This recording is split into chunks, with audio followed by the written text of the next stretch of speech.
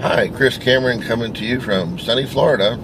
Chris Cameron of Chris Cameron Online on YouTube, and I've had a couple series going. This one is more on success, but also could do with money, and so it's an important concept. Hang on just a second. And this one is on the power of education. And education, you might be thinking, oh, school or college or vocational school, and those are an important form of education. I'm involved in the college system myself, but what I'm talking about is literal education or learning. It doesn't have to be with an institution. It can be self-directed. One of the things about self-directed is that it's very easy to read the book one day, put it down, and not see it for years. In other words, it just collects dust in your attic or in your storage area. And so what I mean by self-directed education is have a plan. Just like you plan your goals and your time, plan to spend, and it doesn't have to be a taskmaster, but plan to spend maybe an hour or two every other day looking these over. If you're really interested in the topic, you'll probably spend about an hour a day looking it over. You'll want to read the whole book at once, but as you go through, try to take notes and don't rush it. Don't rush through the book, and try to get it so that you learn the concepts. Also, either use highlighter or take notes and go back over the important bits that really clicked or made sense to you. And when I'm talking about education, it can make such a big difference. Like when I started fishing again, I hadn't fished since I was a kid. Now I fish from a boat, and I had to learn not a whole lot. Some of that you can learn practically, but it really helped to seek out materials. Now, in this case, I found that every book I came across was just way too static, way too hard to learn from, and so what I found out was it was better to look at simple, separate concepts, kind of like I do, and that's why I do it that way. I learned it from YouTube. Is to learn separate, simple concepts on YouTube, like how to thread, how to tie knots, how to cast, how to, excuse me, there we go, how to identify fish signs. What kind of signs can you see in the water that might identify fish activity?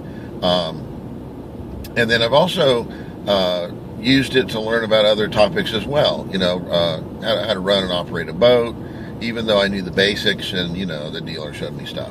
But I didn't want to just know the basics and barely be able to do it. Like I've said, posting a listing on eBay and you put a blurry picture and it happens to sell, and you think you've mastered it and don't learn anything else, and you still pick up sucky pictures, and you never become the potential you could become by improving your photographs, improving your listings. Actually, having less words helps. If you have tons of words, it's too much to read. People won't read it, and your good stuff could be buried in like boilerplate, they call it. Return policies and condition and stuff like that. But getting back on the track of education, and it can be informal, it can be self-directed, but the YouTubes, I spend time looking at those for a variety of topics that I haven't even covered yet in my videos that I would like to cover later, just to reinforce and give kudos to the people that taught me what I know, as well as my own experience. So I just urge you to seek education. And a lot of things don't happen tomorrow or right away. A lot of things start as a seed, excuse the bumps, and they start as a seed, and then they grow from there. Sorry about the light. I had to take a turn. And when you're doing a self-directed education, you can learn simple concepts separately, and they tend to stick better that way. I don't necessarily make notes, but I do keep track of things, and some things I do write down to do later follow-up. But an example is that I own some rental property, and I've always wanted to do that for probably 20 years, but didn't know the mechanics of it, didn't really know where to start, how you get the money to help you get started, because obviously Nobody's going to just hand you the keys. You got to figure something out. And so I had a relative that did it, and he talked to me a little bit about it. And then I also, and he has over 20 houses, and so I found some books when I was on vacation, and I found, like 1 or 2 books. In fact, one book was more on investing in other areas, but it did focus on real estate, and it was called Rich Dad, Poor Dad by Robert Kiyosaki, an excellent book on money. Not just on money in general, but that's the foundation of it.